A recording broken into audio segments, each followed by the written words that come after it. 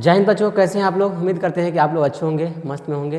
ठीक है, देखिए हम लोग जो है ना एपी का फर्स्ट क्लास कर चुके हैं और ये सेकंड क्लास है ना।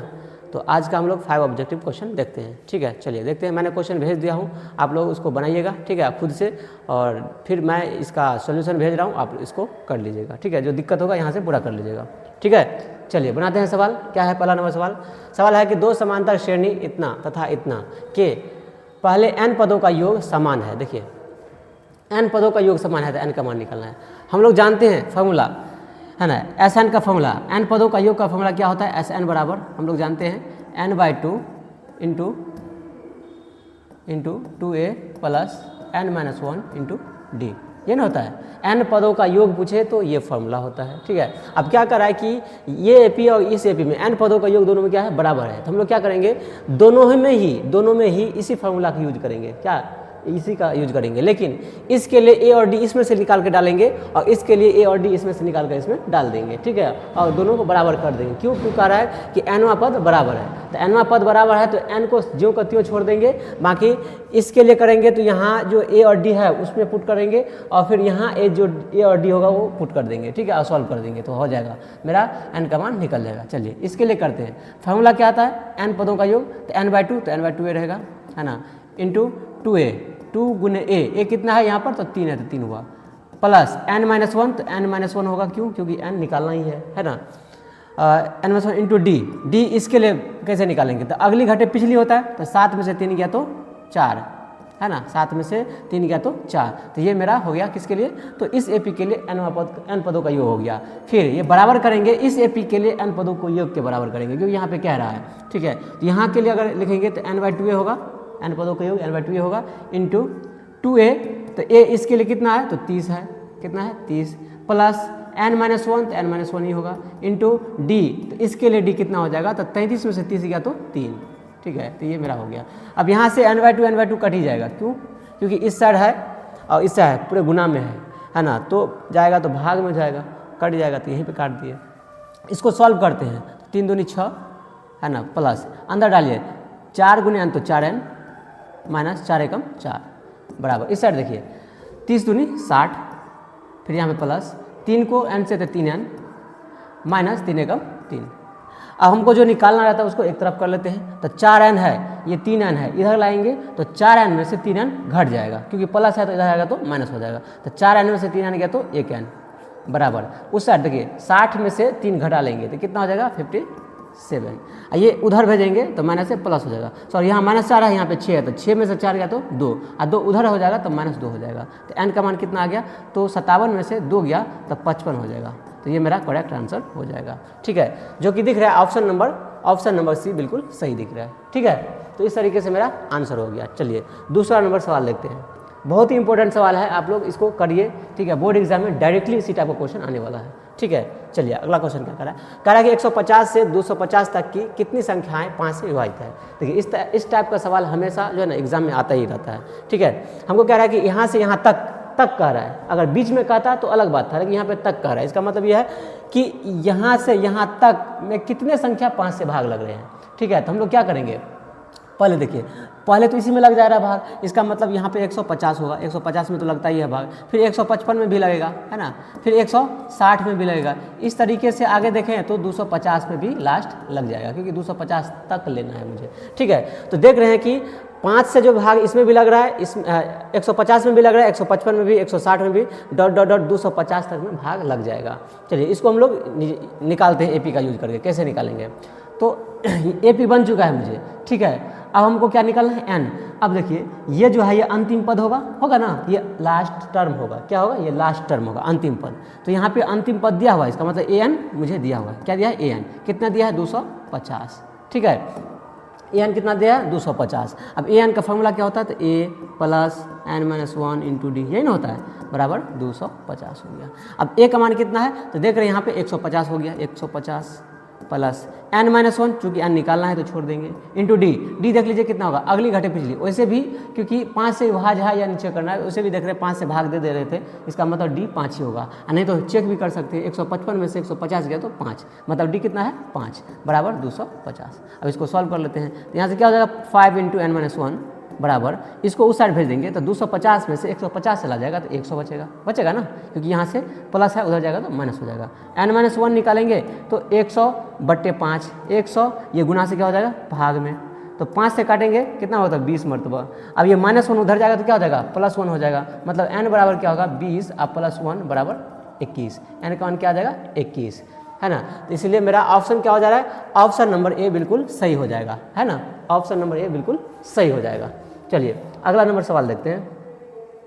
अब क्या है सवाल कि 9, 12, 15, 18, 87 श्रृंखला में कितने पद हैं, इसमें भी n निकालना है। अब यहाँ पे देखिए उसी टाइप का हो गया, वहाँ पे तो पहले AP बना है, यहाँ पे AP बना हुआ है, देख लीजिए डॉट डॉट करके लास्ट टर्म दिया हुआ है, इसका मतलब ये अंतिम पद दिया हुआ है, मतलब क्या दिया है an दिया हुआ है, क्या दिया है an 87। अब an का फॉर्मूला होता है a + n-1 × d बराबर कितना दिया है 87 दे दिया है।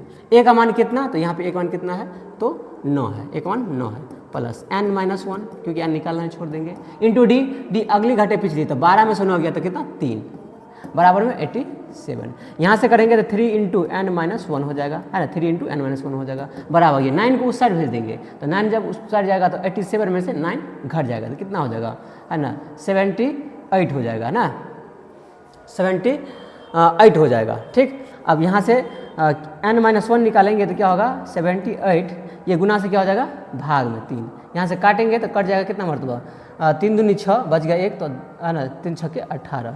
ठीक है, तो यहाँ से n निकालेंगे तो 26 था, ये माइनस से क्या हो जाएगा +1 हो जाएगा, तो है ना 27 ये मेरा हो जाएगा n का मान। ठीक है, तो इसका मतलब इस AP में कितने पद हैं तो 27 पद हैं, जो कि ऑप्शन नंबर क्या दिख रहा है, ऑप्शन नंबर C बिल्कुल सही दिख रहा है। ठीक है, चलिए अगला सवाल देखते हैं। चौथा नंबर क्या कर रहा है सवाल, यदि किसी AP का तीसरा पद इतना, 7वां पद इतना, तो 17वां पद ज्ञात कीजिए। देखिए इस तरीके का सवाल भी एग्जाम में जनरली आता ही रहता है, तो कैसे करते हैं, तो हम लोग क्या करेंगे ना यहाँ पर कि जो दिया है उसका यूज करेंगे, क्या करेंगे यूज करेंगे, अपने आप काम हो जाएगा। देखिए यहाँ पे क्या कहा तीसरा पद 5 है, मतलब क्या A3 क्या दिया है 5 दिया है, A3 5 दिया है, और क्या दिया है A3 5 दिया है, इसका मतलब A3 क्या लिख सकते हैं A + 2D लिख सकते हैं बराबर 5। कैसे लिख सकते हैं तो ध्यान दीजिएगा उसे फॉर्मूला में बैठा करते हैं, लेकिन आप लोग डायरेक्ट याद रखिए कैसे A3 को A + 2D लिखते हैं, ध्यान रखना है। सब में A रहबे करेगा, लेकिन प्लस करके एक कम करके D लगा देंगे, क्या करेंगे एक कम करके D लगा देंगे, वैसे फॉर्मूला पे भी करिएगा तो हो जाएगा, सब ध्यान रखना है। जैसे आपको A5 निकालना है तो इसको क्या लिखेंगे A + 4D। ठीक है, A10 निकालना है, इसका मतलब क्या लिखेंगे A + 9D। क्या करेंगे A सब में रहेगा, लेकिन क्या करेंगे एक कम करके D लगा देंगे। जैसे A50 निकालना है मुझे, तो क्या करेंगे A रहबे करेगा प्लस 50 है तो एक कम कर देंगे 49D कर देंगे। इस तरीके से हम लोग ट्रिक याद रखेंगे। ठीक है, वैसे फार्मूला में भी करेंगे तो वही होगा, लेकिन ये करने से क्या होगा जल्दी जल्दी होगा। चलिए ये हो गया। फिर उसी तरीके से क्या दिया है 7वां पद 9 दिया हुआ है, A7 7वां पद मतलब A7 कितना दिया है 9। फिर उसी तरीके से देखिए A7 को क्या लिख सकते हैं, जैसे यहाँ पे किए वैसे ही, तो A रहबे करेगा प्लस 7 है तो एक कम कर देंगे तो 6 हो जाएगा, इंटू D लगा देंगे बराबर 9 हो गया। अब यहाँ से इस दोनों को सॉल्व कर देंगे, समीकरण 1 हो गया, समीकरण 2 हो गया।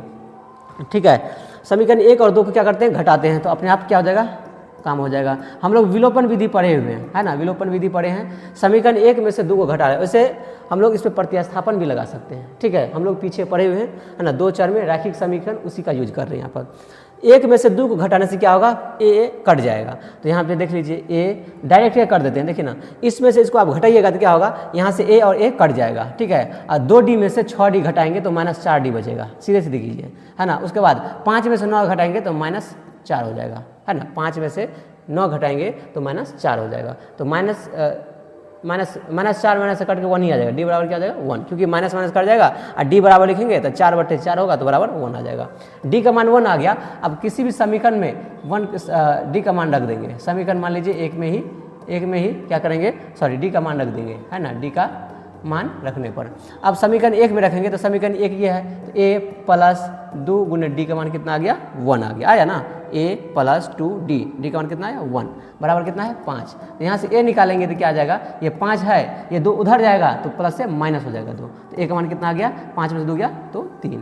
तो देखिए A और D पता चल गया। ध्यान रखना, जब AP में A और D पता चल गया तो समझिए सब कुछ पता चल गया, हम लोग कुछ भी कर सकते हैं AP में। अब हम लोग क्या निकालना है 17वां पद, कोई दिक्कत नहीं, 17वां पद निकालना है ना, तो A17 इसका मतलब क्या हुआ A17 मैंने बता दिया है, तो A रहेगा ही, प्लस एक कम करके डी लगा देना है, एक कम करेंगे तो कितना हो 16 इंटू डी कर देंगे, हो गया। ए का मान कितना तो 3 प्लस 16 अगुने डी, डी कितना आया था यहाँ पे देख लीजिए 1 आया है, तो यहाँ पे 1 हो गया, ठीक है। तो 3 प्लस 16 कितना होगा 19, यही मेरा आंसर हो जाएगा। 17वां पद कितना होगा 19, ठीक है। तो ऑप्शन नंबर क्या हो रहा है मेरा, ऑप्शन नंबर बी बिल्कुल सही हो रहा है, ठीक है। ऑप्शन नंबर बी बिल्कुल सही हो रहा है, ठीक है। चलिए अगला सवाल देखते हैं।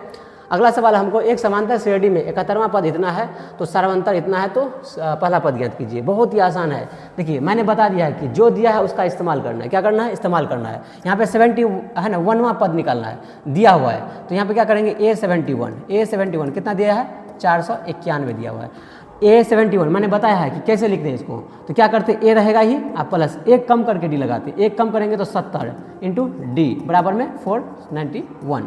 अब यहाँ पे देख लीजिए हमको ए निकालना, डी तो दिया ही है ना, डी कितना दिया 5 दिया है, मान पुट करते ए प्लस 70 आगुने डी का मान कितना दे दिया 5 दे दिया है बराबर में 491। यहाँ से ए डायरेक्ट निकाल लेते हैं, तो 491 था ही, देखिए 7 पंचे 35 मतलब 350, उधर जाएगा तो -350 हो जाएगा ना, क्योंकि 7 पंचे 35 350 हो जाएगा, है ना, गुना करें 7 पंचे 35 है ना, एगो जीरो तो 350 हो जाएगा, उधर जाएगा तो माइनस हो जाएगा। यहाँ से ए निकालेंगे तो घटा लीजिए इसमें, तो कितना हो जाएगा, एक में से 0 गया तो एक ही हो गया, 9 में से 5 गया 4 हो गया, 4 में से 3 गया तो 1 हो गया, 141 हो रहा है ए का मान, जो कि ऑप्शन नंबर क्या दिख रहा है, ऑप्शन नंबर बी बिल्कुल सही दिख रहा है ना, ऑप्शन नंबर बी बिल्कुल सही दिख रहा है। तो इस तरीके से हम लोग आज 5 ऑब्जेक्टिव क्वेश्चन आज का भी कर लिए, ठीक है। तो देख लीजिए इस तरीके का सवाल जो है ना एग्जाम में, बोर्ड एग्जाम में है ना, इस बार भी आया हुआ है, प्रत्येक साल इस टाइप का क्वेश्चन आता ही है, और आगे हम लोग बहुत सारा क्वेश्चन करने वाले हैं। तो इसीलिए जो है ना आप लोग जो है ना अच्छा से करिए और इसको नोट करके रखिए, ठीक है। बाकी हम लोग अगला क्लास में मिलते हैं, ठीक है। और ये वीडियो अपने दोस्तों को शेयर कीजिए, है ना, जिसको ज़रूरत है, और चैनल पर अगर नए हैं तो चैनल को सब्सक्राइब कर लेना है, और अपने दोस्तों को भेजिए ताकि वो भी इसका फ़ायदा उठाए, ठीक है। थैंक यू सो मच, मिलते हैं नेक्स्ट वीडियो में, तब तक के लिए जय हिंद।